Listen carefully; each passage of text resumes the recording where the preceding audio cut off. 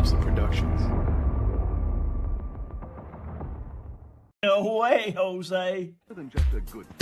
The following footage proves beyond any doubt that the tanks intentionally set the house on fire.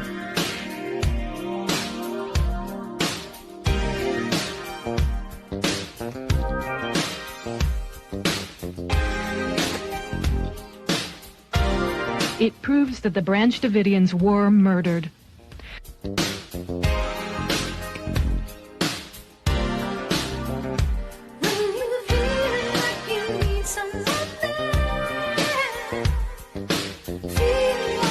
You can see that this tank has a gas jet on the front that shoots fire. You can also see the fire quite plainly.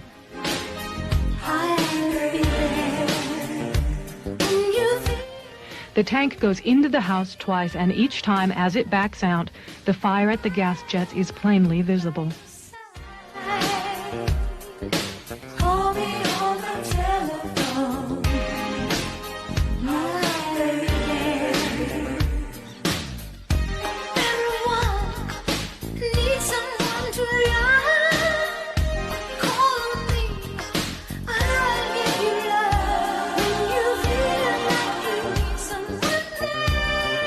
We must all do more to recognize and look for the early warning signals that deeply troubled young people send.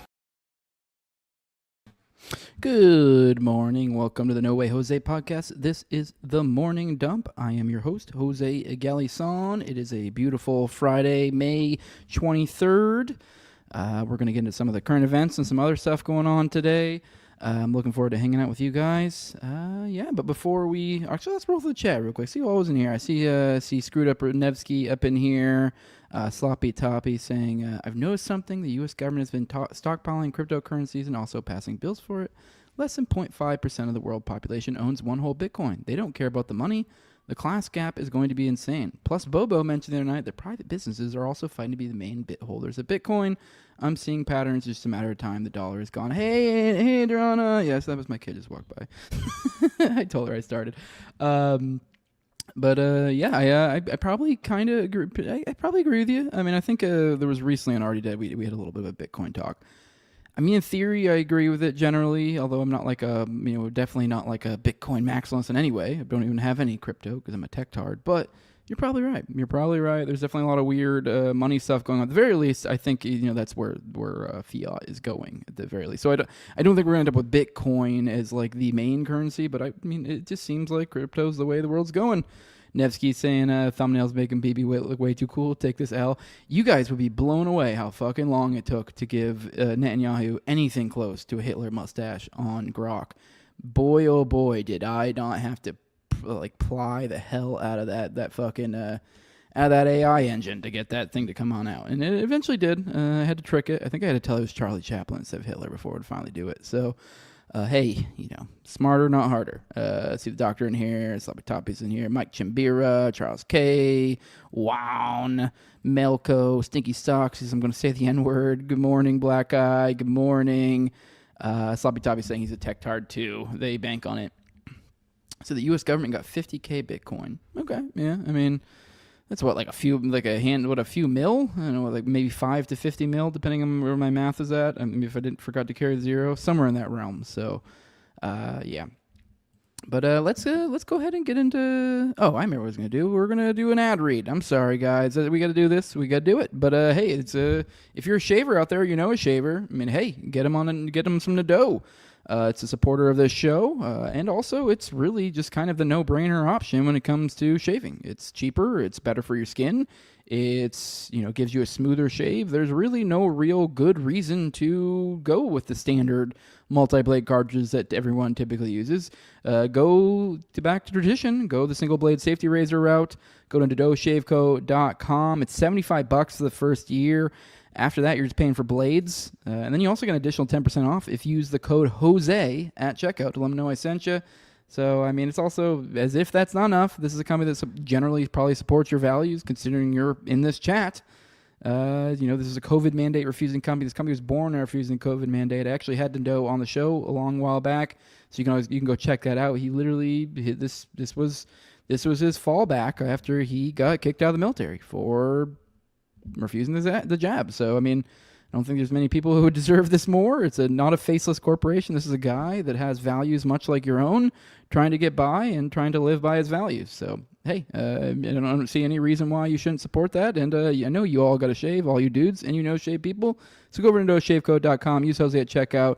I see, let's see if anybody, I see Jeepai, Eddie Sato, T-Jank. What the hell?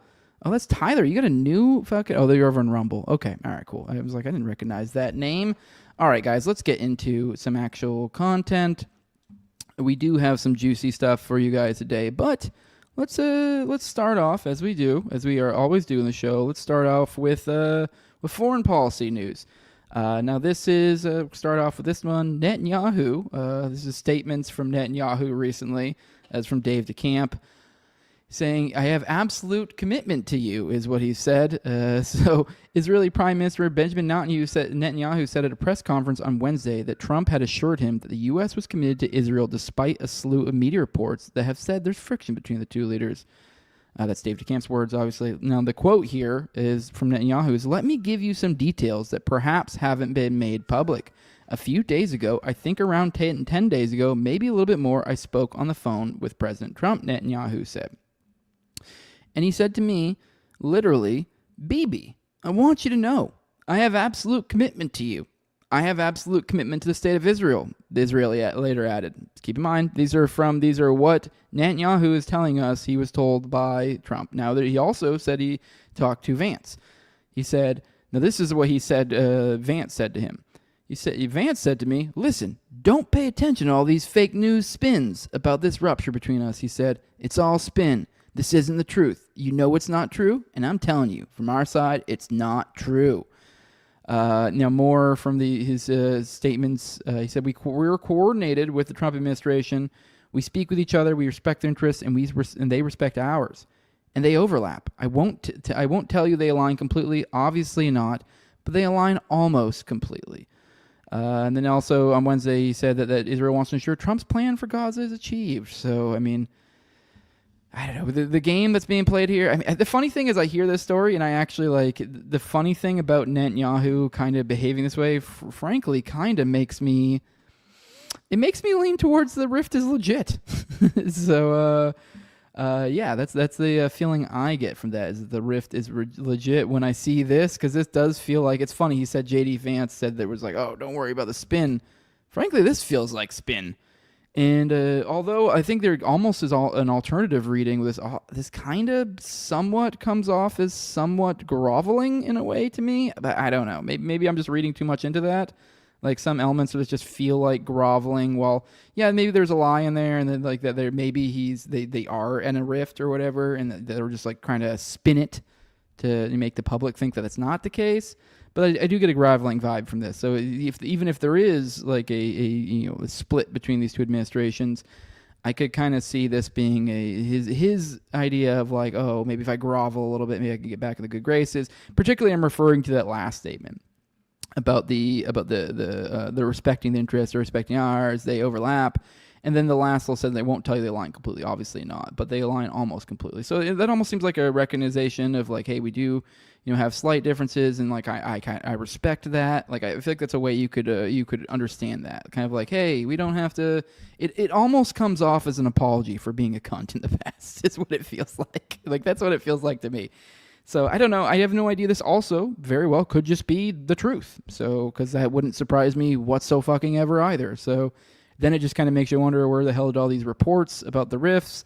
Is that just anti-Zionists like myself out there being wishful? I don't know. I feel like when you see these things that float out, it's for a reason. So I don't know. Let me scroll. See, Sloppy Toppy says, hell yeah, it is. I'm assuming like really kind of almost like an apology. What if they achieve Greater Israel, then leave the USA to rot, and all our officials go there? Turn America into a giant sweatshop. I don't know. I mean, maybe. I mean, I don't know about all that. I mean, I don't think it's like America's gonna get hauled out. We're pretty damn big, but we may be left in a very, very insecure financial situation. We're not insecure, but more like we're just giving away the purchasing power of the dollar. At some point, this game goes. So, on to the next story. We have the Gaza Health Ministry publishing the names. Once again, it's from David Camp again. Now, I'm bringing this up because I've seen a lot online recently. I actually covered this the other day. Now, I'm not sure. I can't recall. I don't recall offhand what specifically, if it was the Gaza Health Ministry that gave the last count, but I think it was the other day. It was like a 15,000-ish count, and maybe it was Gaza Health Ministry. Maybe they've just updated it or something since then. But that count was like 14,000, 15,000, something like that. And that one was like the big thing about that one was that those were only confirmed deaths. Those were only confirmed, like name, this, that. Well, this one I think takes it to even a further level, and they ended up with 16,506. And so just go through this real quick. It says on Thursday, Gaza Health Ministry published a list of 16,506 Palestinian children it has identified who have been killed by the Israeli military in Gaza since October 2023. Oh, yeah, I forgot. I think I left a point on the table I meant to address. The reason why I'm bringing this up, because I've been seeing, like I said, we did just cover this the other day. So my point being is, like, why are you doing this redundant thing where you're covering this again?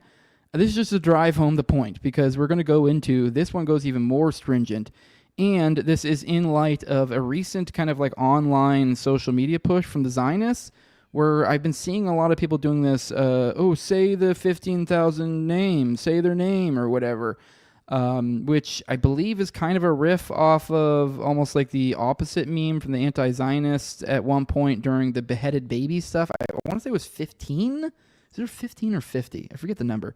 But obviously they were claiming they had all these beheaded babies. And I want to say the meme kind of became from the anti-Zionists out there, like, say their name kind of deal. Like, who are they? Like, what do you mean? But we're talking like less than triple digits here at this point. It's not that crazy to be like, hey, you're saying, I can't remember if it was, like I said, 15 or 50. But either way, both of those are manageable amounts for a list, or give something to this other than just, trust me, bro, a bunch of babies got their heads cut off. I know, that's a pretty wild, trust me, bro.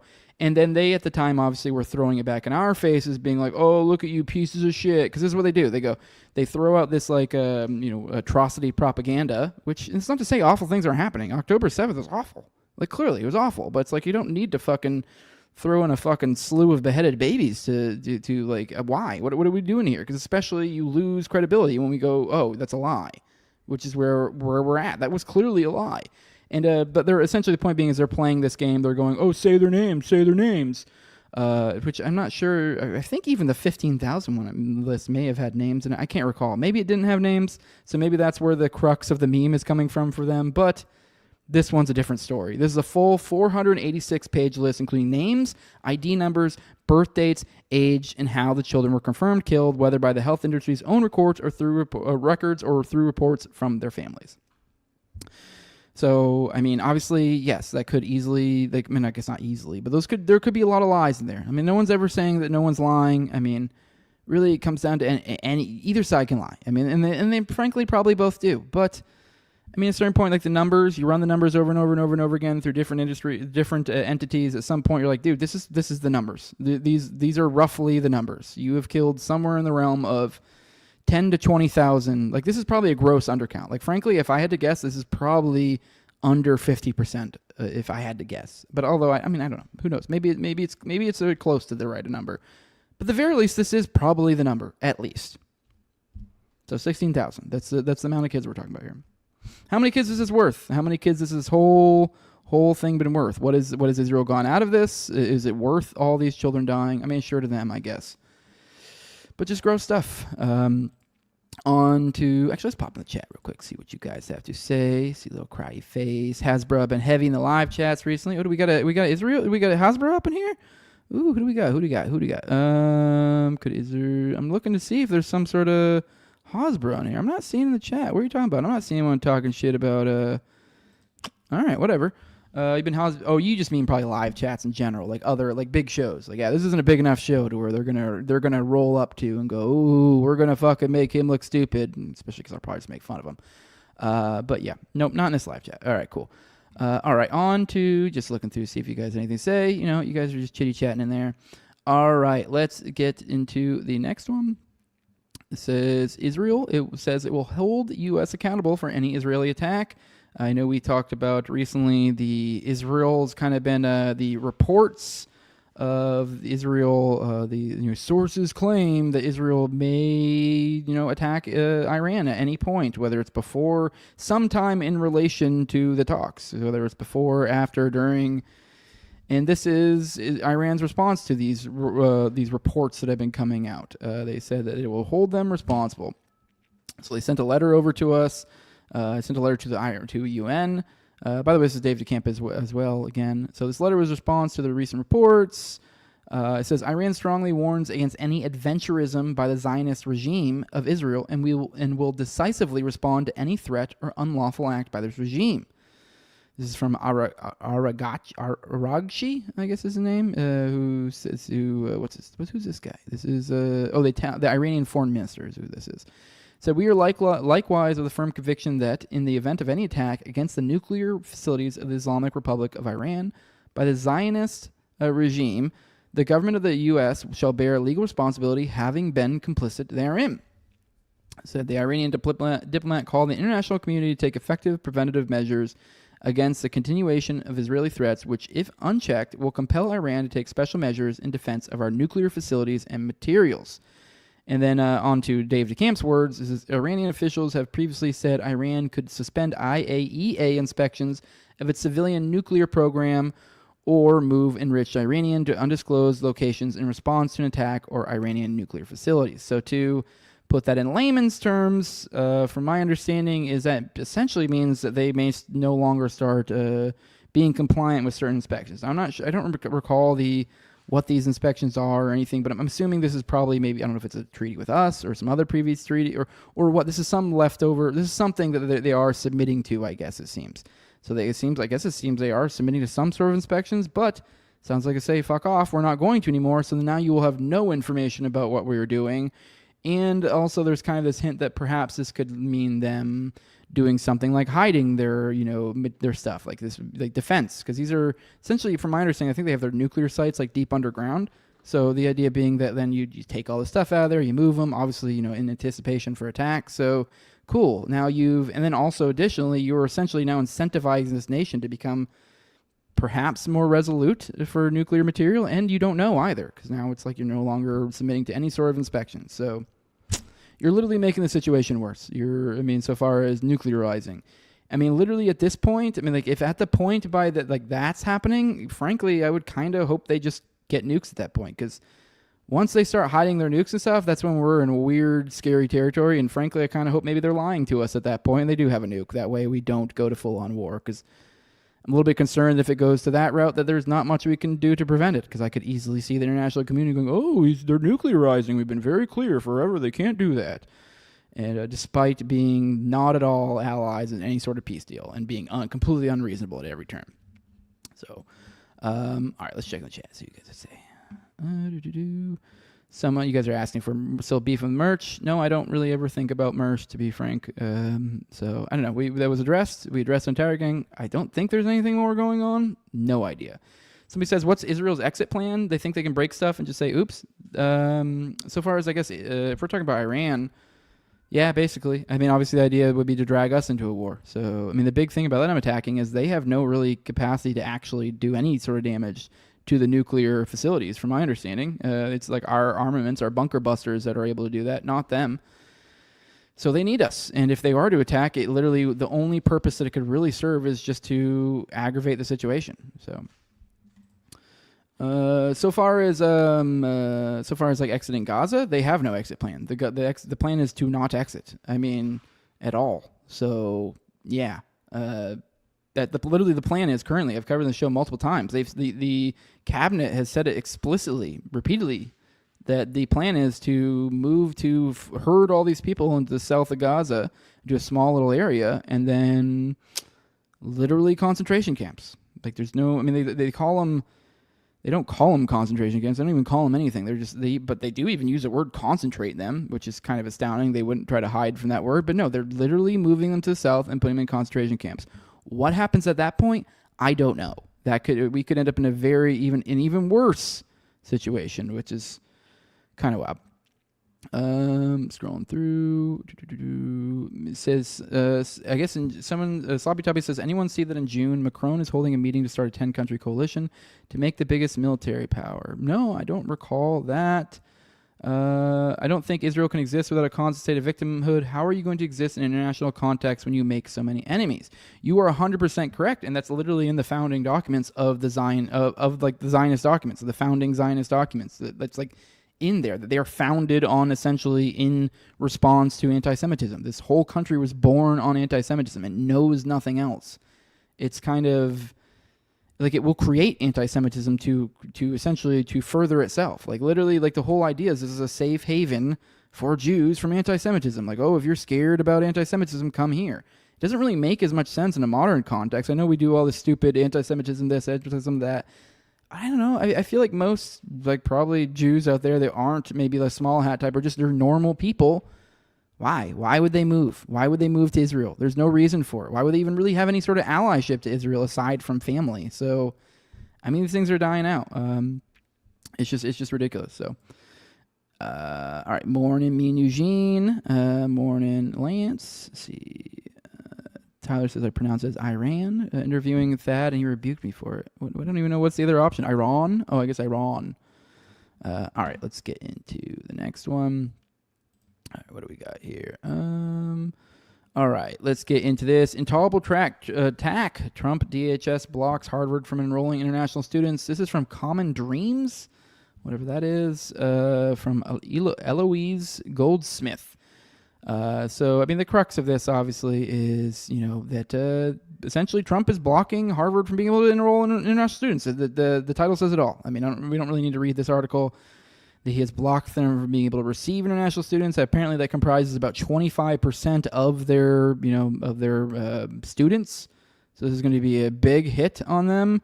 It's also my understanding that this would require them to, anyone who is an international student there currently will have to transfer. I mean, I'm assuming they would probably at least let them come to some sort of end of the semester or something.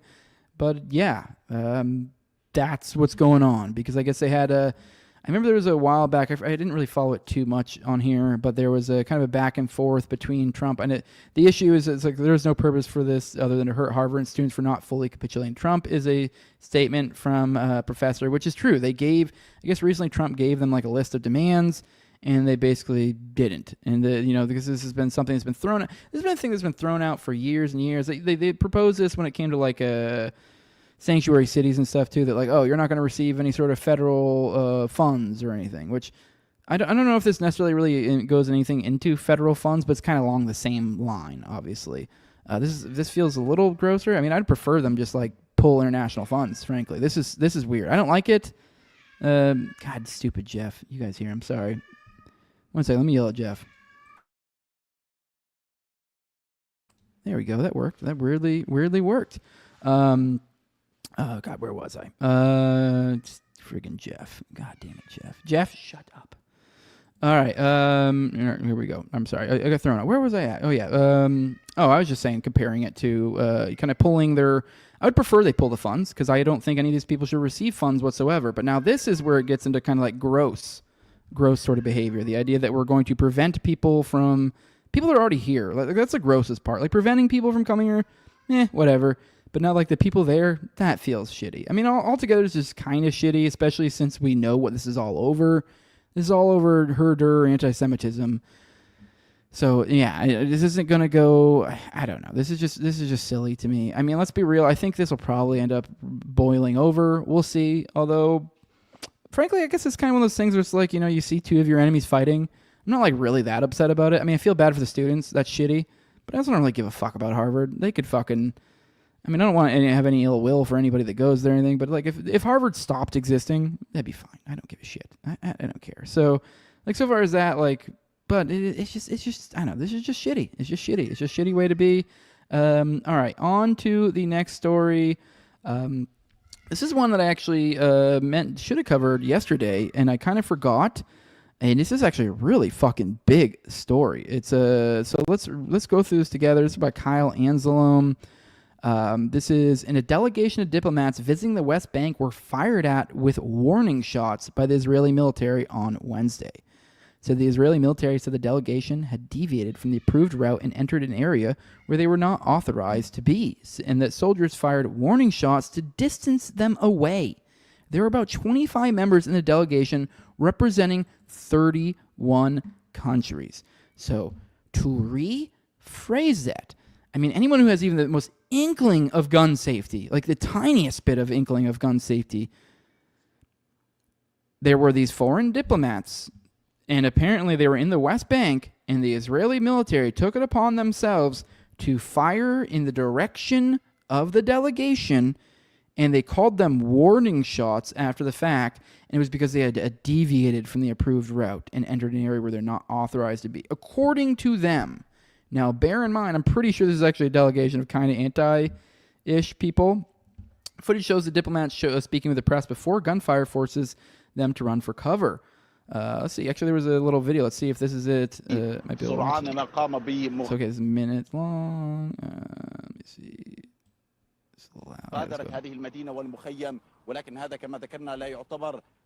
So you see the foreign delegation walking up. You see him looking all official. Hell, they even have all their official cars here.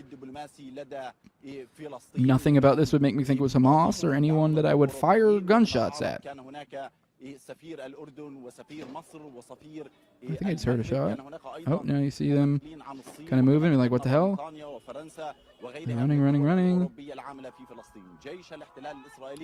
Oh, I think I heard another one. Oh, no, I think it might be something in my house.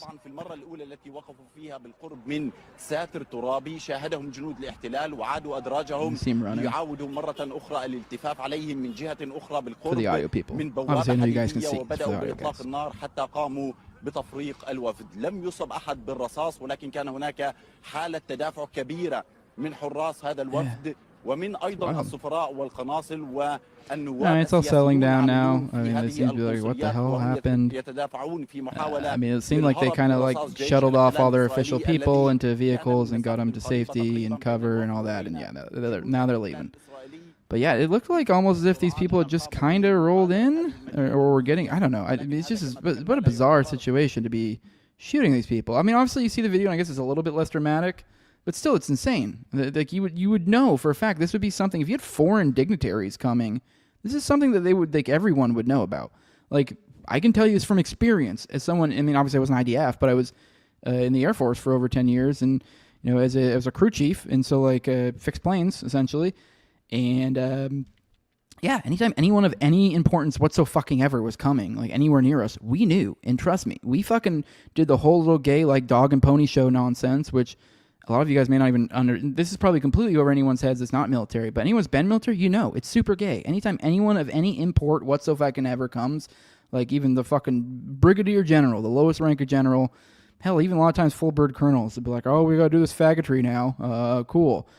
You know, like, I don't know. It's just a lot of dog and pony shows. So my point being is I'm driving. I find it completely unbelievable. These people weren't fully aware of where they were at. And the idea that, like, maybe perhaps there were some stray bullets or something, or maybe they thought something else was going on. This is the West Bank, although West Bank isn't technically a battle. Isn't like Gaza. This isn't technically at war or anything, but yeah, wild stuff. I mean, I don't even see how this happens. And also, they themselves admitted it. So this is the what I was mentioning earlier about the warning shots. That was from them. So that was their statement.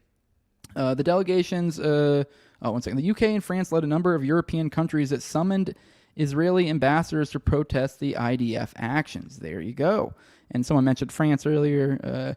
French Foreign Minister Jean-Noel Barrot wrote an a visit to Jenin in which one of our diplomats was participating was fired upon by Israeli soldiers. This is unacceptable. The Israeli ambassador will be summoned to explain. And now bear in mind also, too, this was like, I believe, you know, not like literally like within I believe before, but within 24 hours of the recent DC shooting thing. And I'm not saying they're necessarily related, but just like the confluence of all the different events going on. I mean, it's just weird. The delegation's trip to the West Bank comes as Tel Aviv is moving forward with a series of laws and decrees that will give Israel sovereignty over half the region. The West Bank was key to a two-state solution. Israel financed Bezalel Smotrich is set to hold significant authority over the West Bank under the new regime. His plan for the West Bank, as he previously put it, includes giving the Palestinians a choice between subjugation, emigration, and death. Smotrich has repeatedly advocated for lethal force to be used against Palestinian children. So the world, fucking our greatest allies, all that stuff. So, all right, let's scroll through the chat a little bit, see what all you guys got to say. Say the name from Biden withdrawal with Afghan. Oh, there you go. I thought it was a little bit clunky to say the name, but obviously it was playing. To some extent, it was obviously playing off of the beheaded thing. But withdrawal from Afghanistan, 13 soldiers. There you go. All right, I missed that. So, scrolling through. Macron, Trump, and Carney are all married to trannies. Yeah, probably. I don't know about Trump. Maybe. Although Trump's, the rumor is that, and I believe this is in Whitney Webb's book, if I recall correctly. The rumor is that, I believe it was either Ghislaine or Epstein. I mean, kind of same thing, really, that provided Trump with his girlfriend, or wife, Melania. That's the rumor. Or maybe it was an ex-girlfriend. I forget. Either way, yeah. Scrolling through. Someone says, "Oh, I love Jeff. My cat stretchy poop blood last night. Yeah, going to vet today. Yeah, you should probably go check that out there." Someone says, "Have you?" Oh, the good call, Tyler. Good catch, Tyler. Have you been there? No, because the IDF shot at us. Yeah, exactly. I bet you they wouldn't have shot at fucking Douglas Murray, but he's been there.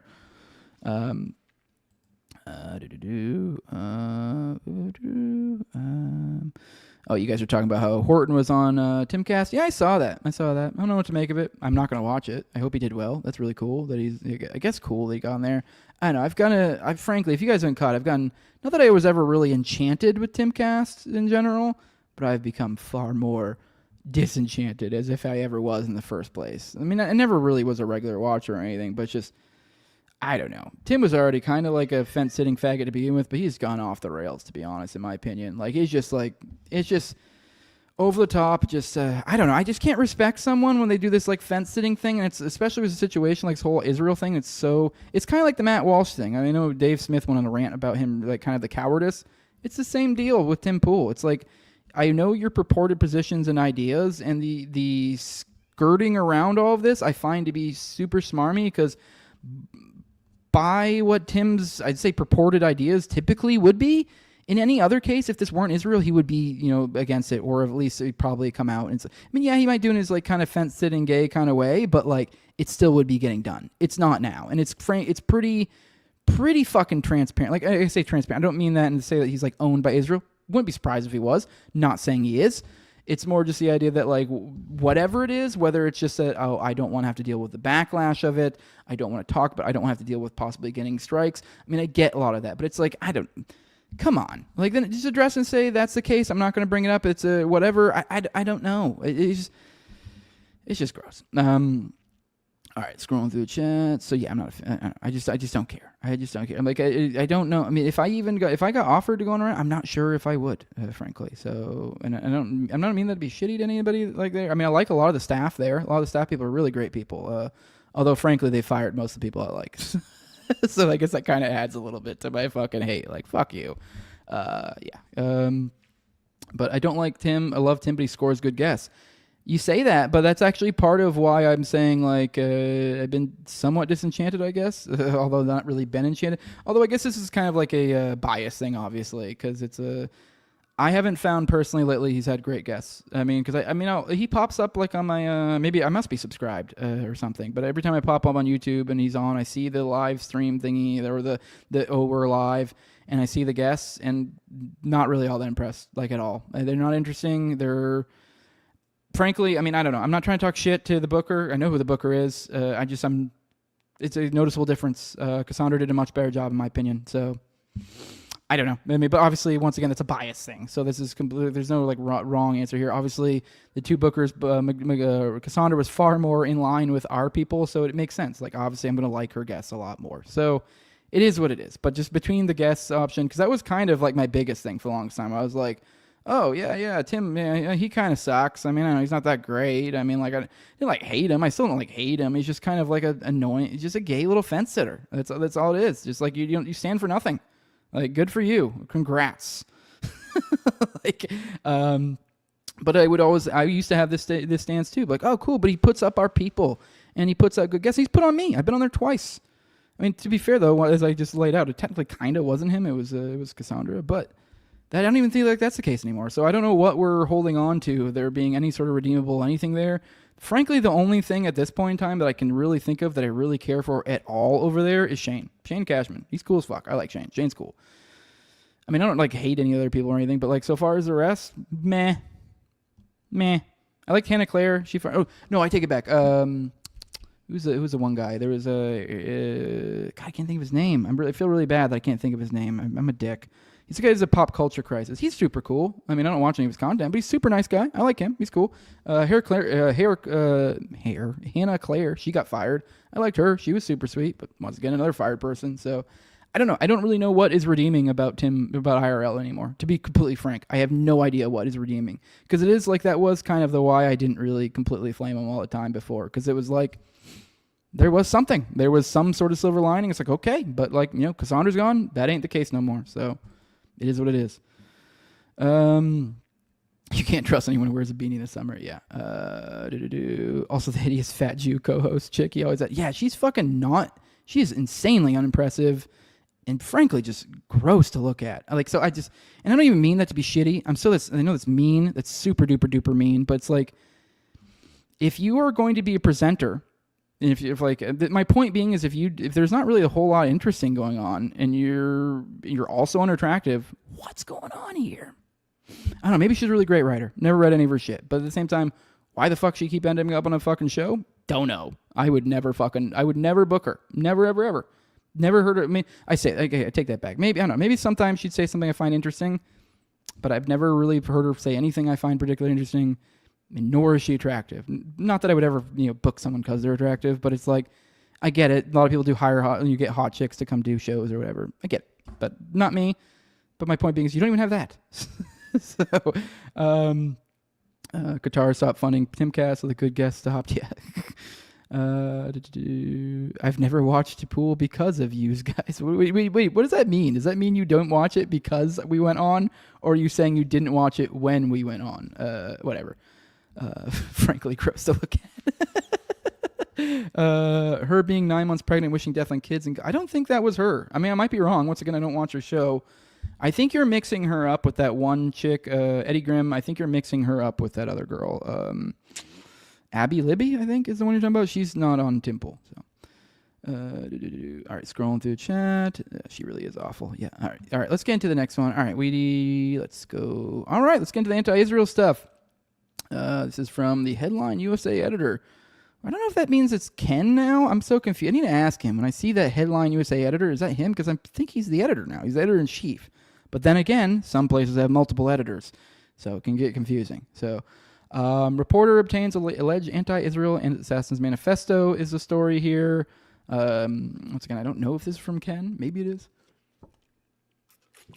Either way, it's his publication. Independent reporter Ken Klippenstein said in the early hours of Thursday that he's obtained the manifesto of Elias Rodriguez, who allegedly shot and killed 2 staff members of the Israeli embassy in Washington on Wednesday evening. The purported manifesto appears to confirm the initial reports about Rodriguez that he killed Yaron Lishinsky, an Israeli citizen, and Sarah Milgram, an American, as an act of terrorism to draw attention to Israel's ethnic cleansing of Gaza. An armed action is not necessarily a military action. It usually is not.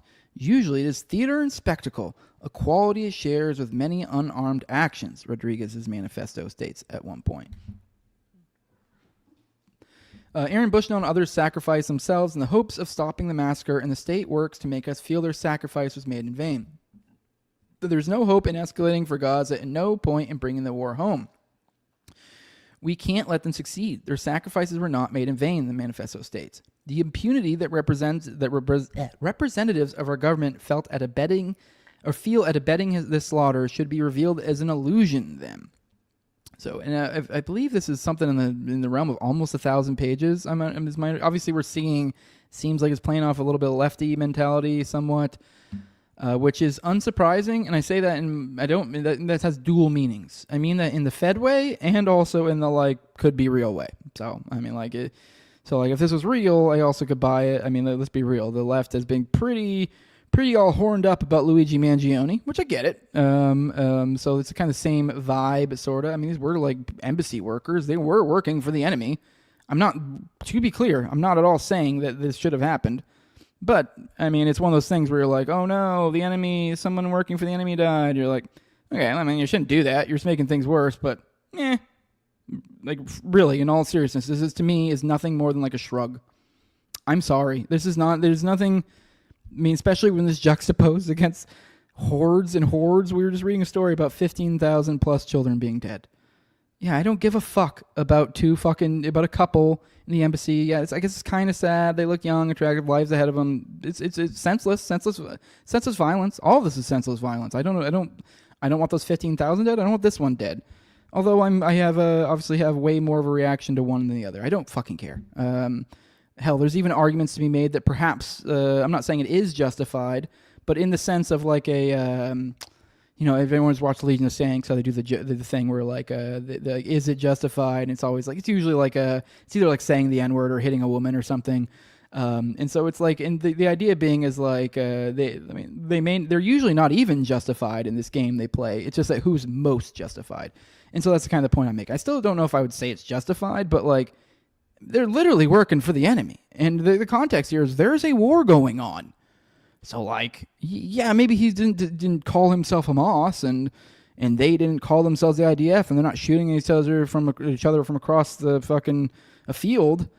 But there's a war going on, and like, I mean, obviously none of this is justified to me. So it's just kind of, but within the context of this belief system of war, it's kind of like, what are you guys bitching about? What did you expect? Like, I don't know. It's just it's bizarre to me. All right. But once again, it shouldn't have happened. I mean, for all I know, these people could have come to their senses later in life, lived a beautiful life, had great children, great life. So it's sad. It's really sad. But all right. But I'm also not really. I say it's really sad. It's not really. Frankly, I say that in like a. It's not really that. I mean, in the scope of things, I couldn't. It's just bizarre the way this thing is treated versus the way anyone really should realistically treat it. You know. Leszczynski and Milgram, who were reportedly about to be engaged, were leaving an event at the Capitol Jewish Museum when the suspect... Oh, never mind. I don't care about that. I'm scrolling through, see if I can find more on the... Okay. All right. No, I'm not... Okay. I thought maybe there was more on the manifesto, but from what I'm gathering from the little bits of the manifesto, I'm not going to read the whole... I'm not going to go read the whole thing. I don't fucking care that much. A lot of people were thinking that maybe it would be like kind of bullshit Fetty stuff. I mean, I'm not saying one way that it's not, but but it seems to kind of be a little bit more believable is my impression from just super duper cursory understanding of some people talk about it. They seem to be leaning into the left angle a little bit here, which checks out, totally makes sense. So I wouldn't be surprised if this is an organic lefty or if this is a Fed. I mean, neither of these would surprise me. And by Fed, I mean, like whether it be Mossad, CIA, some sort of false flag attack or something. Or even just some sort of manipulation, some sort of op. But I also very well wouldn't be surprised if this is legit. So, all right, let's see what you guys have to say. All right, she really is awful, man. You guys were scrolling through. Can't be annoying and ugly. Exactly, that's my point. Like, I feel bad bringing up her appearance, but it's like, if your job is to provide something of value, so far as discussion or appearance or something, and you don't have anything in that part, then you gotta bring something. Scrolling through. Someone says I'm wrestling with my daughter right now. Hell yeah, dude. Yeah, Tarragon co-host went on there as well because someone was saying, you guys went? Yeah. Me, I've been on there twice. Top went on once. Clint's been on a bajillion times. Cole and Toad never went on. So, yeah. Someone says, okay, never mind. Top's appearance, both suck because they talk about Daily Wire the whole time. Yeah, it did. It is what it is. And they made, yeah. Was forced into watching some Good Morning America some bullshit this morning with my NPC girlfriend, and she's like, oh my God, this is all so sad. I'm like, yeah, sad, scripted, and racial war nudging, and she called me crazy. Well, you're right. Calling a manifesto longer than Horton's provoked creating a manifesto longer than Horton's provoked is a little overkill. Yeah, it's insane. Like I read books. I'm a reader. Like 1,000-page book, I'm like, nah. Like I don't know what I can't even imagine a book that I would be willing to read if it was 1,000 pages. I'd be like, there's a lot of things I'm interested in. It would have to be so damn on the nose of my interest for me to go 1,000 pages deep for it. So yeah, it's insane. Scrolling through. Someone said he said he's never watched an episode of Tim Pool, but he's a big Inverted World fan. Shane is cool. Shane is cool. Shane's the man. Toad could have gone. Yeah, well, yeah, sort of. It fell through. It kind of fell through. Yeah, he had the opportunity to, but then it fell through, and now it's probably never going to happen since Cassandra's gone. So, all right, let's get into the next story. Or here's Milo sharing a thing from the New York Post. I just thought it was kind of an interesting little caption. He says, damaged feminized men develop the same pathology as damaged women. They will destroy the world themselves just to see their father cry. Latino men are prone to this given the rampant sodomy, overbearing women, and paper-thin, cartoonish machismo in Hispanic communities, which I just thought it was, for some reason, I thought it was funny. Although there's something interesting there in this psychologizing. I don't know if I buy it, but from a lefty perspective, I don't know. Maybe. I mean, I think I'm a little bit partial towards the shit glows, but let's get into it. This New York Post saying suspected terrorist Elias Rodriguez criticizes Iraq war vet dad, raised money to attend leftist conference. Let's look through this real quick. Once it loads. Oh, geez. All right, suspected terrorist criticizes. All right, yep, I read that. Make this go away. Oh, God damn it. I hate this stupid fucking ads. All right. Oh my God, this is awful. All right, here we go. One of these days when you do that nerd shit, you guys tell me to get rid of ads. I don't know how you do that, but I need to figure it out. It'll be way more professional. The suspected terrorist charged with fatally shooting 2 Israeli embassy staffers in Washington, D.C. heaped scorn on his father's military service in Iraq as he tried to raise money to attend a socialist rally in the nation's capital. Now, I don't know. I mean, obviously, we're probably going to get into the context here. Obviously, I in a certain sense, agree. I actually think, how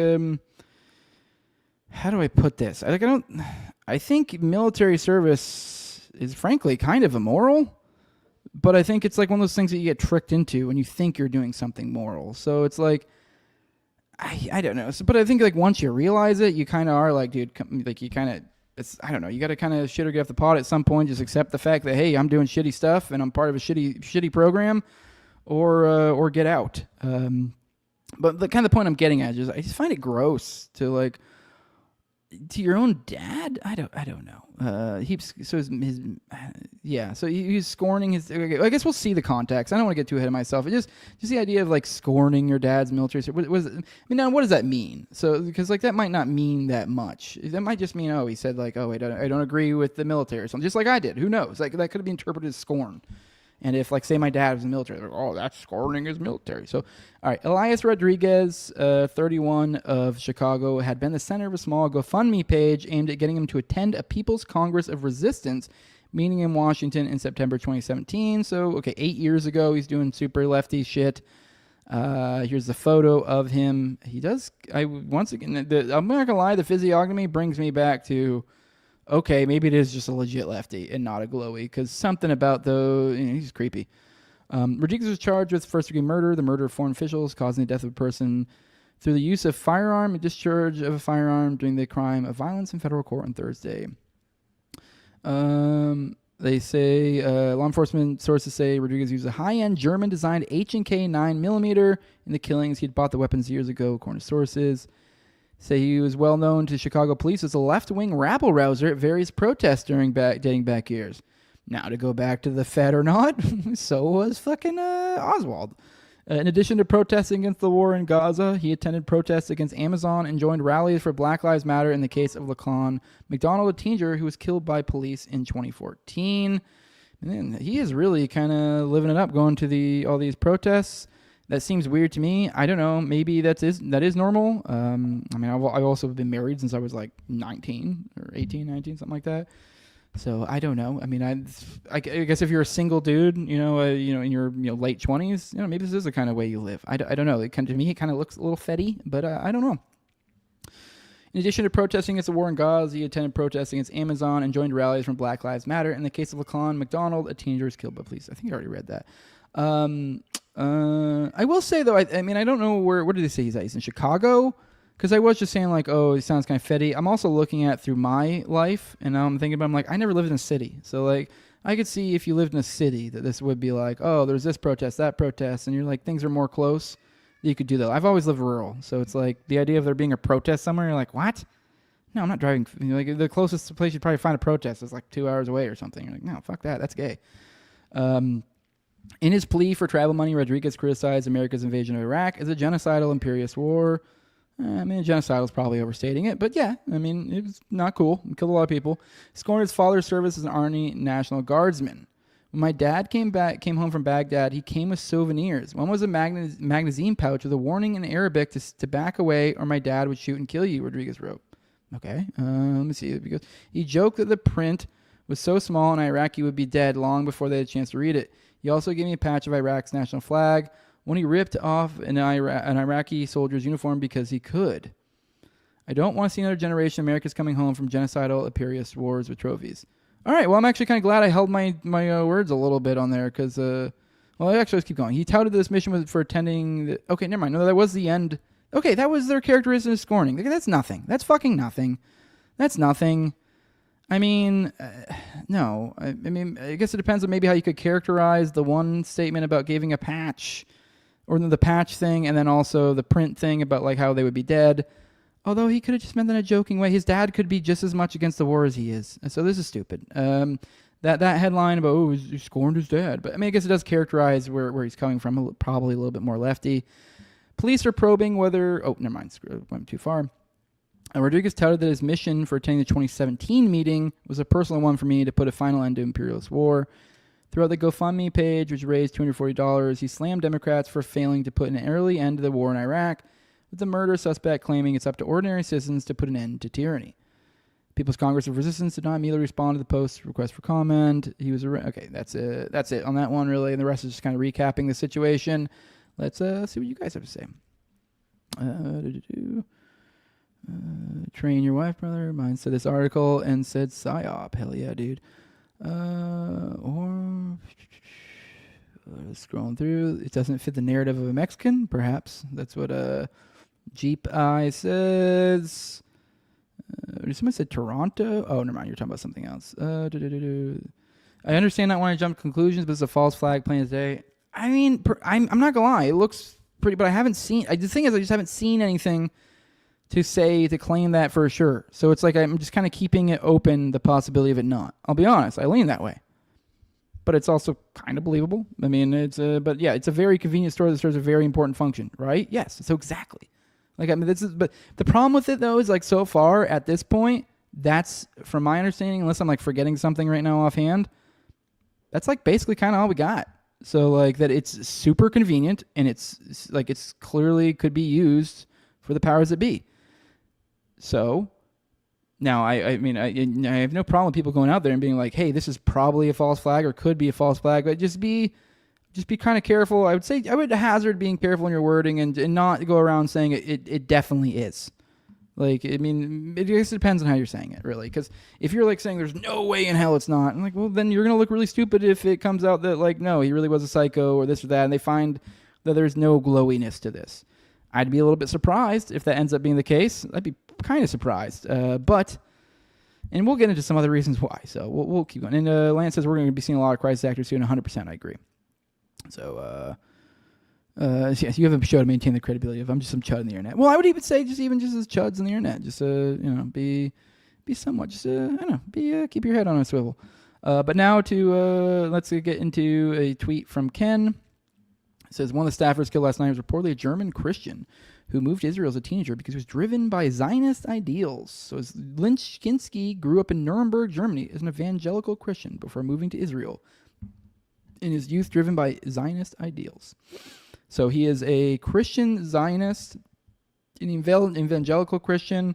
So I guess he is a Jewish, I think, in the ethnic sense, although he's obviously not in the Jewish sense. I know a lot of people going around going, oh, see, he's not a Jew. And you're like, I mean, in a certain sense, I get where you're coming from, but it's also like kind of stupid because I'm pretty sure. I mean, I don't think you have to be a religious Jew to be like in Israel or. I mean, not that I think he was like a dual citizen. I think he even served in the IDF. So back to these dual citizens. So I don't know. I forget. There was a point I was getting at, but no, that's it on that one.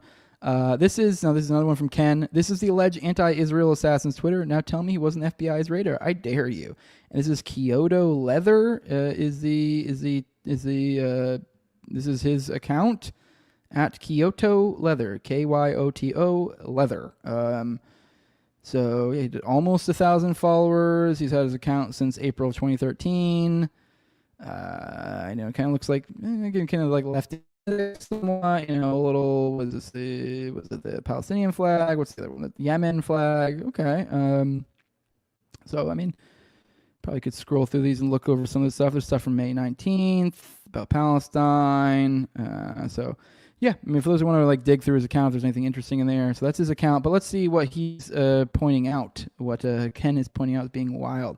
He says, so no, Kyoto says, obviously the shooter, progressive tweeps. As much as I love delving into the day's discourse, can we please save the idealistic and high-minded debate over the morality of sending a truck bomb into the offices of New York Times until after we send a truck bomb into the off, and then it cuts off. I don't know why it cuts off. But yes, so this was in October of 2024.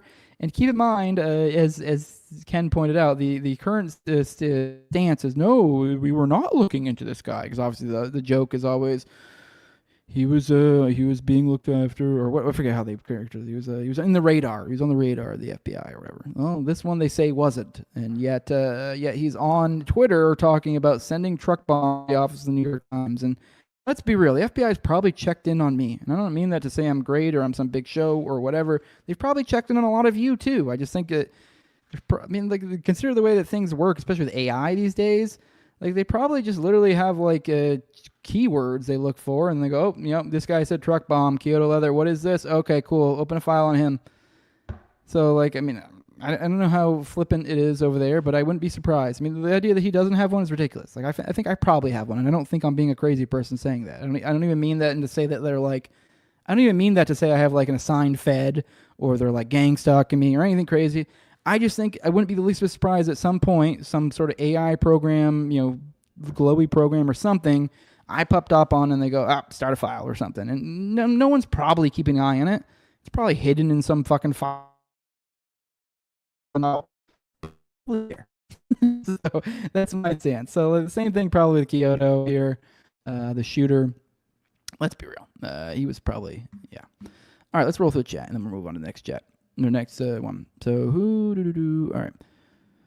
All right. So see, that's exactly what NSA does. All this. If someone is flagged enough times, then it will be manually reviewed. Exactly. See, there you go. That's kind of how I presumed it was. So, I mean, and I'm not even a tech tard. That's just me guessing. Almost think it was just a leftist. Christians living in Israel are important to Jews because they can think for them without fucking God. What's the color? The Sabbat thing. Sabbat goy? I think there's another term. All right. I'm sure one of you know that. About if my it's being glitched on with that. It is what it is. I can't do much about it. Maybe there's shit I can do. I don't know. I need to hire a nerd. That's what I need. I just need a nerd. Can you need a nerd? Let's scroll through. Christian Scientist is an oxymoron. I agree, and I'm not even really religious. Shout out to my nigga Jose. Shout out to my nigga RITML. Hell yeah, dude.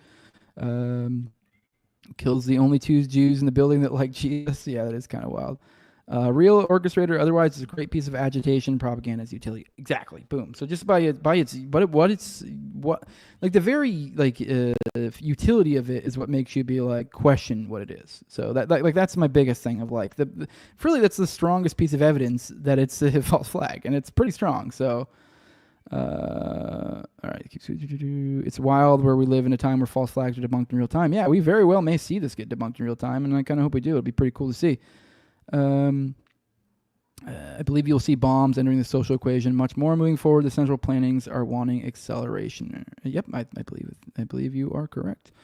All right, let's get into. I see my internet speed. How bad is the internet right now? You guys tell me. I just see the thing in the top saying the internet's looking a little glitchy. So you guys let me know, because I see this video. I may hold off and shuffle it over because I don't want to play a video if my internet's being glitchy, because that can be bad. Let's go to the Diddy stuff first. Let's just jump in the Diddy stuff. There's no video there, but if someone could let me know. Actually, I'll play like 5 seconds. Actually, it's only 5 seconds long, so fuck it. Let's play it. I'm gonna play it. You guys tell me how bad, if it's bad, if it's bad at all. If like you're able to make it out, and then if so, we'll keep going. Free Palestine is just today's version of Heil Hitler. Free Palestine. All right, let me know if you guys heard that. If it's good, it's good. Okay, cool. Someone's good now though. All right, cool. It's good enough to get a little glitchy now and then, but it's pretty good. Okay, cool. I just didn't want to play a video for you guys when the internet's being, because I have a couple of videos that in this rough topic that we're in now. And okay, cool. All right, good. So here we have Netanyahu saying free Palestine is just today's version of Heil Hitler, which I find particularly interesting. And to that, I have to say, free Palestine, nigga Heil Hitler. Obviously, I don't actually really give a shit about Hitler. It's just more the idea that if you're going to tell me that free Palestine is, the equivalent of Heil Hitler, then well, guess what? Heil Hitler, buddy. Go fucking suck a dick. I don't care. This is silly, and if anything, I'm fully in support of the Yay movement in regard, at least to this one specific song. I don't know. He could come back later and then somehow undermine the cool shit that I think he did before, and somehow diminish the message or twist it. But personally, I'm all for the whole nigga Heil Hitler thing. Let's go, baby. Let's fucking break these stupid fucking spells. And this is what's going on. Just think about how pathetic this is. How fucking I was going on about this yesterday, but the free Palestine thing, and we were talking about Tim Pool earlier, making fun of Tim Pool for saying oh, look at them, free. I forget what exactly he said, but it's kind of the idea of oh, how are they surprised when their calls for violence end up having violence? Obviously, the idea being that free Palestine, is a call for violence. Which, sure, I'm not even denying that there are situations in which free Palestine could be a call for violence. But much in the same way that Heil Hitler isn't always a call for violence, and it could be used for a call for violence, it's kind of the same way in a sense. I'm not saying they're not the same thing; they're very different. But the point being is that it's not a call for violence. It's fucking, and it's just stupid that that's the line they're laying on. They just ask you to completely throw out the way you've operated in language, logic your entire life, and that being that when I'm talking to you, you take the word I say and you them. Hey. Saying what's the most makes what he and you can do that. I think it's so arbitrary, it's so objective. Any use words, you absolutely have to be a human being to take some of a good interpretation. They mean you'll take into account things like tone, nothing go on. If it's just this word, you have otherwise just can't on the world up. You would just constantly be constantly misunderstanding at what people are intending. And that's the perfect crux. I could understand from context Palestine. It was so over it was, I don't know. I can't even think of it in which I would love to be able to be it would literally have to be different words. It would have to be different words that are explicitly saying kill people or something like that. But something like freeing, there's so many different ways of interpreting this message. Sure, free Palestine could mean kill all of Israel and fucking we're going to take it back over. It could mean, hey, could you guys fucking leave? It could mean a one-state solution. Hell, it could even mean a two-state solution. It could mean a lot of fucking things.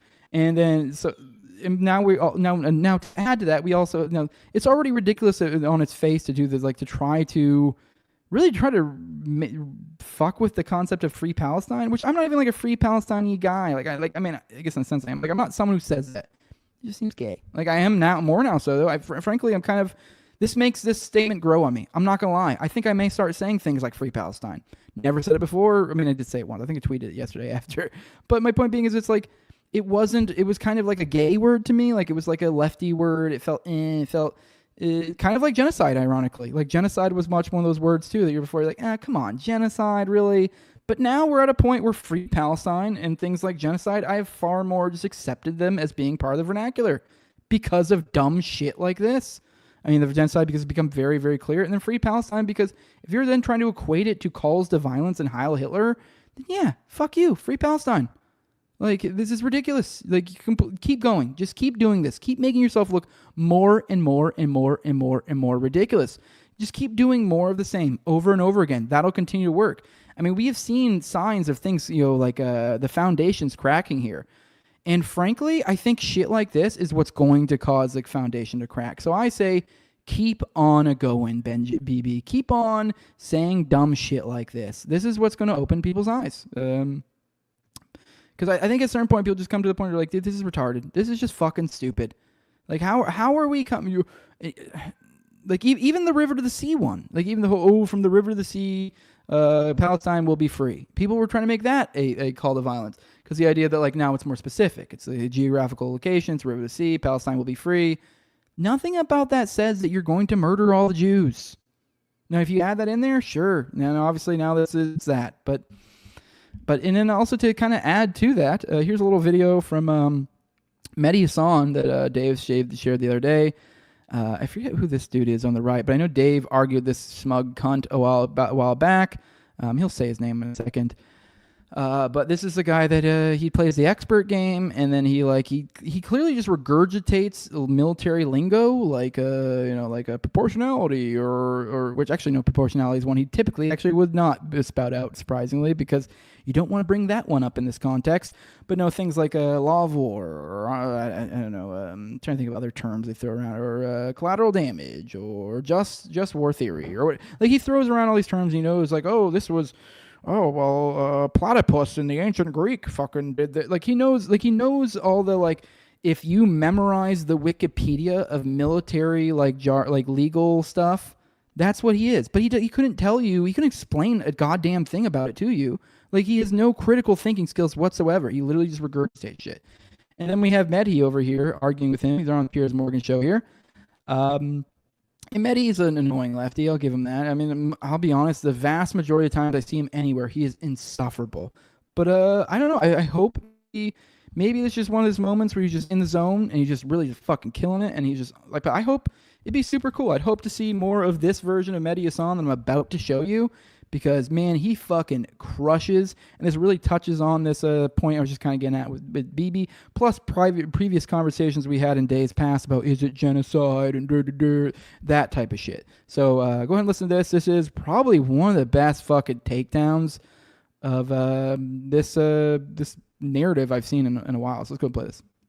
First of all, let me just deal with this credentials game that I know John and his friend Douglas Murray love to play these days about military, who knows more about this or that. John runs his mouth on a variety of topics. I've seen him talk about, in fact, just today he's talked about war crimes, international law, who's breaking international law. Last time I checked, John is not a lawyer. The International Criminal Court has indicted Netanyahu and Gallant for war crimes and crimes against humanity. The former Jewish president of the tribunals for Yugoslavia and Rwanda says Netanyahu should be indicted for war crimes and crimes against humanity. So let's just, we're going to play the expert game. John's not an expert on genocide. The actual genocide experts, the president of the International Association of Genocide Scholars says Gaza is a genocide. The leading Israeli scholars of the Holocaust, Omer Bartov at Brown, Amos Goldberg at Hebrew University, say Gaza is a genocide. John's not an expert on targeting terrorists. The guy who led the attack on ISIS, the American Master Sergeant Wes Bryant, has said John doesn't know what he's talking about. So let's not play this credentials game, because John will lose, just like Douglas did on the Rogan show. Let's talk about substance. John said a year ago, we're close to winning. He talked about not being allowed into Rafah. Rafah has been destroyed. Have you looked at any pictures recently? It's flattened. You don't need to go there with the IDF to see that they flatten Rafah. They flatten most of Gaza, and they still have not won, quote unquote. It's absurd to say that Israel was held back. Is this the new stab in the back? This is the new bullshit defense. The former Israeli ambassador to the United States said recently, thank God Joe Biden was president while this was going on. He gave us everything we wanted. He never asked us to stop. He never asked for a ceasefire. America gave Israel everything it wanted, and they went ahead and decided to, you talk about killing Hamas commanders. They dropped two 2,000-pound bombs on October the 31st, 2023, on the Jabalia refugee camp, killing over 100 people to kill one guy, Ibrahim Biari, who wasn't even there, a Hamas commander. They killed over 100 people with two 2,000-pound bombs, which incinerate everyone within 100 square feet and damage everyone within 1,000 square feet. That is not targeted welfare. That is not proportionate. That is not legal. All right, yeah, that's that one. Killed it. Fucking Mehdi killed it on that one. That was on once again, that was on I saw Zateo. What the fuck? And then I realized, like, oh, that's Mehdi's thing. That's Zateo. But no, that was on Piers Morgan's show. The fucking thing at the end threw me off. Let me. Oh, damn it! I'm sorry. I'm going through the chat back again now. I see Jay Senior said Wendy whining about the parapolitical community being a boys' club was so funny. Just recently I tried clicking on one of her threads and it took like 9 long tweets before she actually got to the topic. It reminded me of the Chappelle bit about men and women. Men ask who, what, when, where, and why. Men started like, well, first of all, I was on my period end. Yeah, and it's that's what I pointed out too. I'm still kind of confused about what the hell that was. What the crux of the issue was there. I mean, we're cool. I mean, I think I handled it pretty well. Kind of was like, I don't know what you're talking about. I pointed out to her that, like, because she said it was a boys' club and she tagged me in it, and then she referenced a few notes about stuff we talked about yesterday. So it seems like she watched the show, and it seemed like she was perhaps griping a little bit that we were covering that thread because. For those who aren't aware, her and Richard have had issues in the past. So it seems like I'm kind of in the middle of something a little bit there. And so then I just kind of jumped in, and all I said was like, hey, this whole, like, essentially the boys club thing, I was like, hey, I asked you to come on the show a long, long time ago. And I did. It was like a public tweet. It was like multiple accounts ago. So it was a while back. And I go, hey, I'd love to have you on type deal or whatever. It was, like I said, it wasn't in DMs. It was like public, but it was an old account. So I can't hunt it down and prove it. Not that it really matters.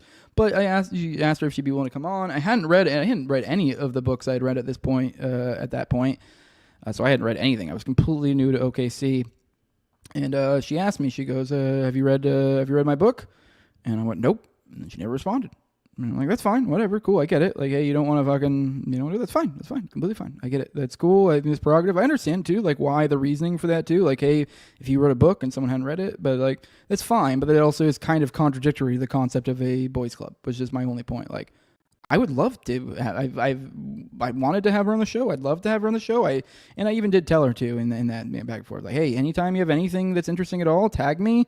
If you feel like it's something I should cover in the show. I mean, obviously that's not a promise I will, but like if it makes sense for whatever show I'm going to do today. Like I haven't covered any OKC stuff today. Just didn't really make sense to cover today. And I also kind of told her like, hey, free invitation, open invitation. I mean, if you feel like you have something that you need to present on that you should present on the show. So yeah, I mean, she said, like she doesn't really want to do shows, and that's fine. I'm just saying this is kind of like a conflicting concept to a boys club. Like, okay, well, like I'm literally offering you every in I possibly could. So like, and that's fine if you don't take it. I just don't want to hear complaints about being on a boys club then, or especially not directed at me. Like I'm like, hey, I'm fucking. Especially the irony too that like literally that was like I had Radix on the show yesterday. Although to be fair, I don't think there was any sort of like sexist like implication, but it is like a boys club. There is some irony in that it was like when I had a female guest. Although frankly, I mean I don't usually have female guests because they're usually frankly awful. But maybe I'm a little bit sexist. It's true. I mean I don't know. I mean I've had a few girls. Like I bring Radix on all the time. She's great. I love her. There's some girls. It's like I don't know. It's like I feel like with the chicks that I like guess, it's like they're either like really awesome or they're just meh. Like it's like there's no in between. So, but yeah, under your point about the long thing, it's another thing too. I pointed out like, hey, if the complaint here is because I wasn't sure what she's upset about. It seemed like she was upset because I'd covered 2 Richard threads in a row, like 2 days in a row. So I'm like, I don't know if the issue is like if the problem is that you're upset that I've covered his stuff and not yours. I actually have those bookmarked for the thread. And frankly, I think she's up to like 4 parts or something. And they're like mammoth threads, huge threads. And like you guys know on this show that like sometimes when I have like a longer article, I'll do like multiple parts and I'll read at the end or something. You do like 20, 30 minutes at the end of these streams and doing like a live reading or something. But like this one was like, and I was planning on doing that when it was 1 part. But now it's like, I think something like 3 or 4. I'm like, holy shit. So I actually think I might like actually make those solo episodes to dig into them because I guess apparently there is like really new information, interesting information in there. I just haven't had a chance to look through it all because it's super fucking huge. But I mean, you kind of get at the point there too. Like if there's an upset thing about like I point out to her like the reason I've covered Richard's and not yours is just because Richard's has been shorter. Like I genuinely value Wendy's work. She has great, phenomenal work. Aberration of the Heartland of the Real, The Secret Lives of Timothy McVeigh. Fucking phenomenal book. It's like the best Oklahoma City book in my opinion. So she's great work. It's just I don't know what that was about. So I mean, but yeah, it's I do plan on covering it. So and I would be happy to have her on the show.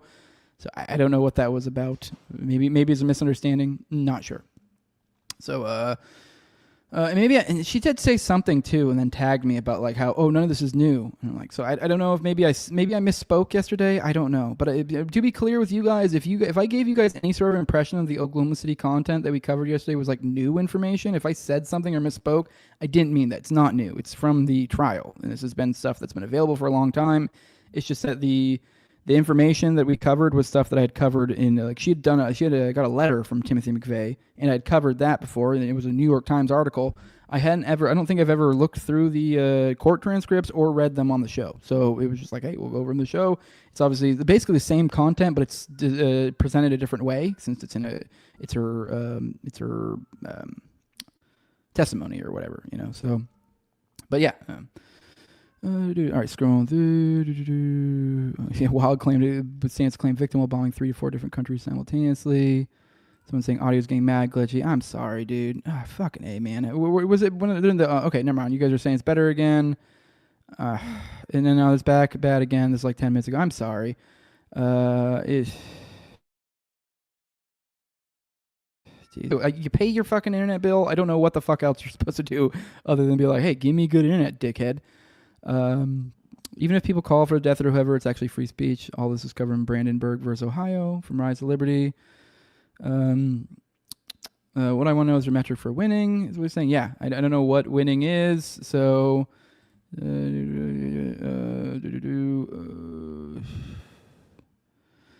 Tommy says she wanted to come on. I don't think she wanted to come on.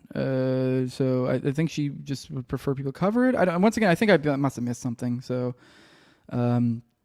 scrolling through, is Jose so sexist? Why does he keep having daughters? Yeah, right. It is. Yeah, maybe I'm not even sexist. I'm just have too much women. I'm like up to here in women. I just can't have any more kind of deal.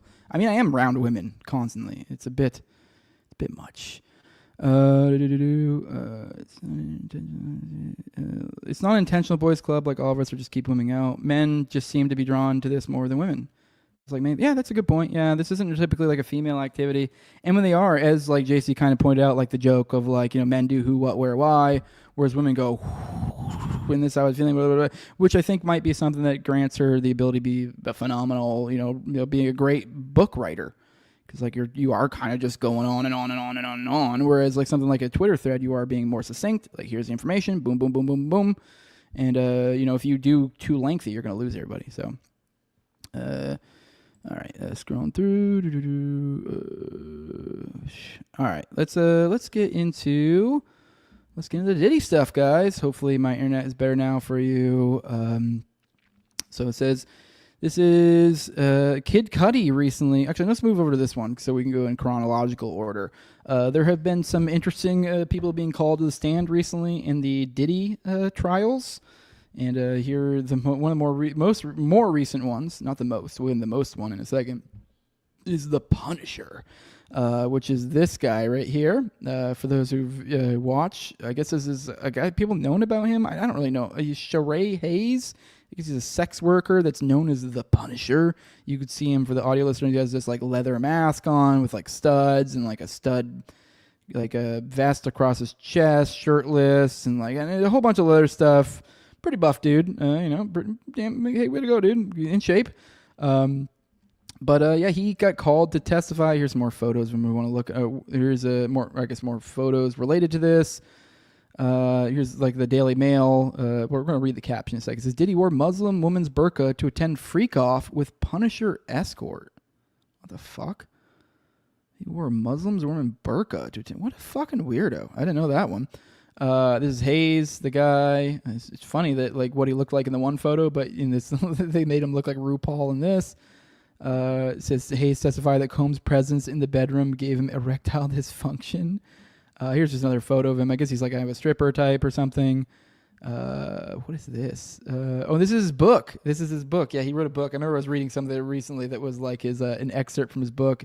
He writes weird sex stuff. So this is In Search of Freezer Meat, a story of the male mental health crisis caused by erectile dysfunction and the only true cure. No one was talking about a penis implant.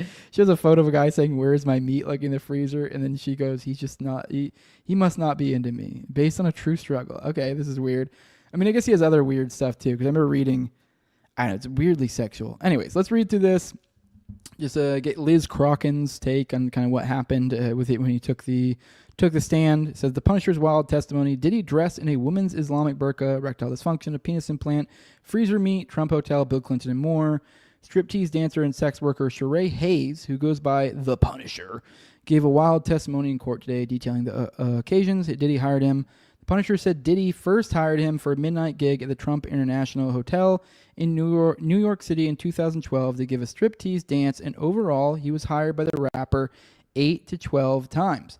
The Punisher said that first night was just Diddy and Cassie Ventura, and they didn't want him to dance. Instead, they asked him to create a sexual scene and apply baby oil to himself before Diddy entered and gave Cassie directions. So the idea, I guess, so what I'm understanding is Diddy, no. Oh, no. Okay, no. Never mind. I misunderstood it. No. So they gave him the body oil to put on himself, and then they showed up, and then he gave Cassie directions. This night, both Cassie and Diddy were in disguise. Cassie wore a wig, and Diddy oddly chose to wear a Muslim woman's burqa / Islamic niqab that covered everything but his eyes. I could not see his face, the Punisher said. He had what the Muslim women wear, where their face is completely covered, and you could only see his eyes. Which I guess it makes sense if you're going to be in the cuck chair. I guess that would be probably one of the things to wear. On a different occasion, Diddy hired the Punisher. He figured out it was Diddy and Cassie because Diddy's name was displayed in the hotel room TV. The Punisher said Diddy eventually traded the burqa for a baseball cap when he got comfortable with him. So yeah, that was my point. The idea that, like, I get it, especially as like Diddy, if you're into cucking, that, like, I guess maybe the first few times you cucked, maybe you'd be sitting over the edge over there with a burqa like a weirdo. The Punisher said he ran into erectile dysfunction problems because he was not used to performing a sexual situation with a woman's partner present. Me personally, a sexual scenario with a woman's partner present, actually giving directions, was not the norm for me, so it created some discomfort that could affect my performance. The Punisher said the Punisher said they offered him drugs and marijuana. The Punisher stated he's not a weed smoker, but he did pull a Bill Clinton. I'm not a marijuana smoker, but I did pull a Clinton. I was handed a joint. The Punisher also testified that he recently published a men's self-help book called In Search of Freezer Meat. It said about erectile dysfunction by way of a penis implant. He said 6.5 pages of the book featured Diddy and Cassie, who were referred to in his book as the married wealthy couple. Okay, that's interesting. The Punisher did not disappoint. All right, and then we're going to get into the Kid Cudi one here. So let's roll through the chat, see what you guys have to say. Did I not have that up the whole time? I'm going to go back to the photos. You guys heard me talking, but let me go back. I don't think I had that up the whole time. God damn it. Did I already delete it? Oh, great. Of course, I already deleted it. I just deleted it. Fucking A, dude. My bad. Let me see if I can find it real quick. It's probably in my, God damn it. I'm sorry. I think Bobo, or not Bobo, it's I believe it's your mom from our patrons is sending over soon a second split screen, so we won't run into these issues. Not a second, but another screen, a monitor. So I will have a second monitor soon, I think. So we shouldn't run into this issue anymore. Hopefully less fuck ups. What am I having issues? Where is the search? Oh, here we go. Okay, Diddy Punisher.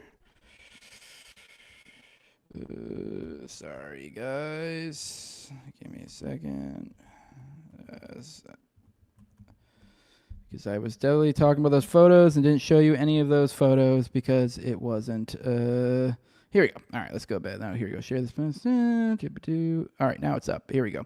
My bad. Here's the photos. Here's this is the article about the burqa. Here's the photo from the court thing. Here's the photos you're probably referring to. Here's him. Here's his book. And then here's the better photo of him. So that sorry guys. Sorry I fucked up. All right, let's get into the Kid Cudi one. Here we go. All right, let me scroll through you guys real quick. See what you guys have to say. Scrolling through. Yeah.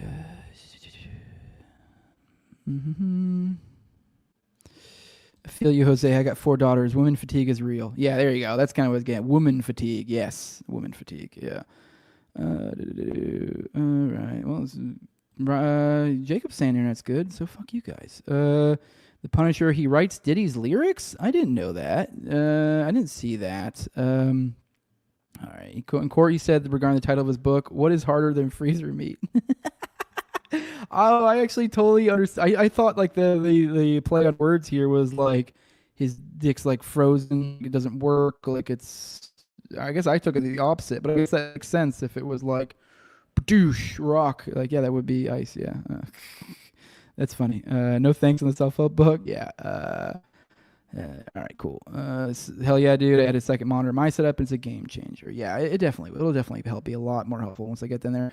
All right, let's get into the Kid Cudi. What's going on? We have this DJ Academics post, which I'm not even entirely sure who the fuck he is. I know he always shows up in these hip hop thingies. Owner of the Academy, whatever that is, some sort of music, something or other. So here he just posted someone doing a live tweet of the event. So I figured to just read it. It says, next witness, AUSA, I guess attorney for the USA, maybe. We call Scott Mascudi, which I guess that's Kid Cudi, which I guess that makes sense. His name's Kid Cudi, and his name's Mascudi.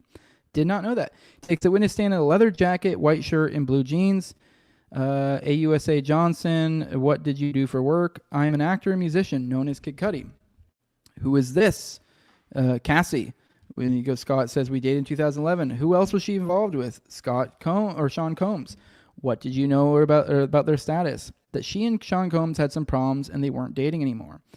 AUSA, in December 2011, did law enforcement respond to your home? Yeah, Cudi. Yes, I had a break-in. Cassie called me at 5:30 or 6 a.m. She said Sean Combs had found out about us. She asked me to pick her up, so I did. Yeah. Why? She was worried, said Cudi. What was her demeanor? Cudi, very stressed and worried. Where did you go? Cudi, the Sunset Marquee. Why? Cudi, I thought it was safe, off the radar. Who else did you speak with? Cudi, Capricorn Clark. She sounded near tears. What did she say? Cudi, that Sean Combs was in the car. Sean Combs in the car near my house. Okay. Objection, says Combs. This is Combs' lawyer, Diddy's lawyer. Judge overruled. And you go, you called Sean Combs? Cudi, I did. He said, I'm over here waiting for you. All right. And he said, when you arrived, what did the outside look like? Cudi, pretty normal. Any security camera? Cudi, yes, but I found out they weren't working. Okay. Where was this at? Near my house. Sean Combs' the car near my house. I'm over here waiting for you. I'm kind of confused where this was at, where the camera's not working, because that's weird. If he's saying like he's at his place and the cameras aren't working, that's insane. Because that's like, the implication is perhaps there's some sort of method of turning off his camera. Okay. Anyways, and then, okay, there we go. Here, this kind of answers this like a little bit. So the Mascudi, Cudi or whatever, but the security cameras had been moved. Did you move them? No. Oh, shit. So this was his house. AUSA, what did you see inside your home? Cudi, gifts were open, some stuff I got from Chanel, and my dog was locked up in the bathroom. That's fucking wild. Okay, so yeah, he literally broke into his car. So yeah. Also, for those who aren't aware, I guess they didn't get into it yet, or maybe they will later.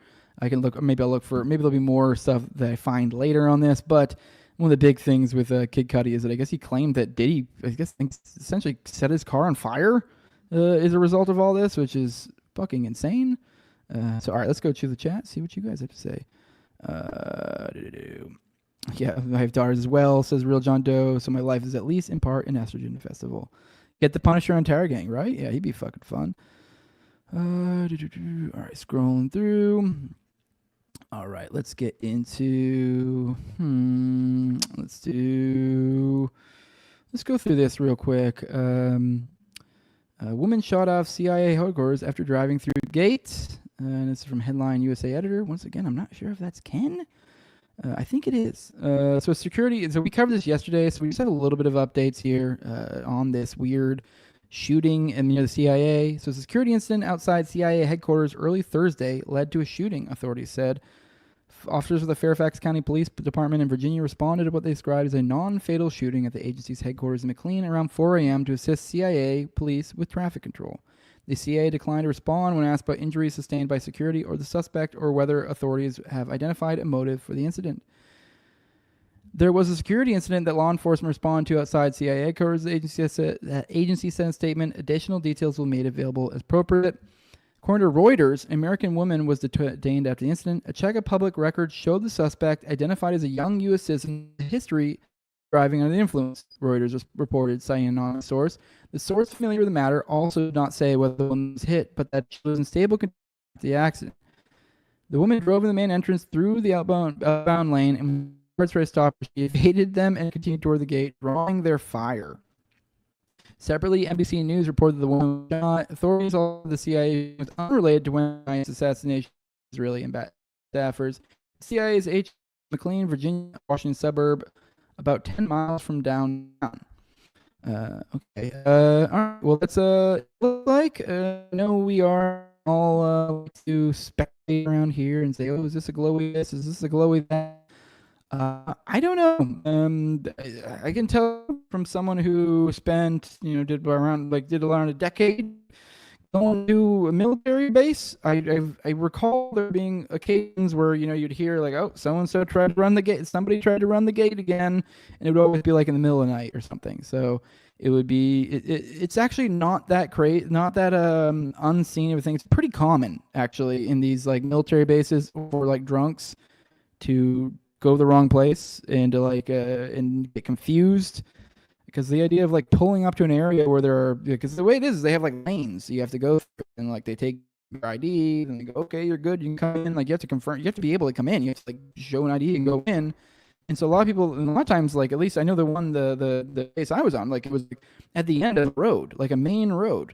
So it's like people could easily be going on this main road and then just kind of come to the end of it and be like, what the fuck is going on? And if you're drunk, you're just like, oh shit. And then you just kind of just try to go through. You're confused or whatever. It happens quite a bit. And it's actually kind of funny, the results, because I know like at least over where I'm at, they had like things that like would jump up that like essentially will destroy the undercarriage of your car. So it's like time it happens. It's, yep, someone fucked their car up. It's always, but thing is just some drunk bird and not some anything crazy. So I guess I don't know, maybe, obviously who knows, there is more on this, but drunk exists. So all right, go through my internet's fine. All right, I'm gonna, guys, the internet seemed to want to do anything. Sorry. Try to figure something to do about this internet, figure some sort of system thing. Oh fucking no, this is I'm super sorry. Not much. It is, once again, I'll maybe see if I can figure out other shit to do. Don't know. Let's get out of here, guys. I want to remind you guys, if you support the show, you can leave a like, share, subscribe, comment, leave a 5-star review on iTunes or Spotify. Follow me on Twitter at TowerGangJose. If you want to directly support the show, go to patreon.com/NoWayJose20. 2020, the lowest level, No Way Jose 2020. 2020, like the year. I'm sorry, I said that wrong. Lowest level is $2. That's where you get access to the early episodes, which I do about 2 of those a week these days, 1 to 2. About 4 behind the paywall usually at any given time. And yeah, so that's it's weeks of paywalled content, and then you also get an ad-free RSS feed, and you also get priority on me and Austin's weekly call-in show, Already Dead, which is live on Tuesdays at 9:30 p.m. Eastern. So join us there. For those who want to, and for the highest level of my patrons, those sponsors, I read them off every episode of my co-host and Tower Gang at Tower Gang 2, at Aggregate D's, at ZOVRECK, at _Invisible, Tim Tuttle, at John Cleveland, Will Bells, Delicious Blueberry Rabbit I Wine, fan of the show, Torment, and then at INWARD Lover. And with that, we're gonna get out of here. What says, I recommend getting an app on where to test your internet connection before you start your stream. But even then, you can tell that it's like it comes and goes. So it's like I don't really know what that would do. I'd easily would come in and be like, oh, internet's good, and then gone. So I don't know, whatever. Still a good show. Thanks, Jose. See everybody. So sorry, you won't even let me bring this chat up. NHH, man, it's glitching like hard right now. All right, we're out of here. Deuces.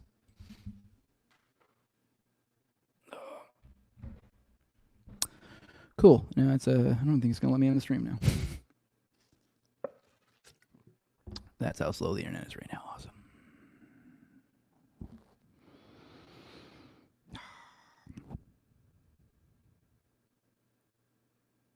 You guys still there?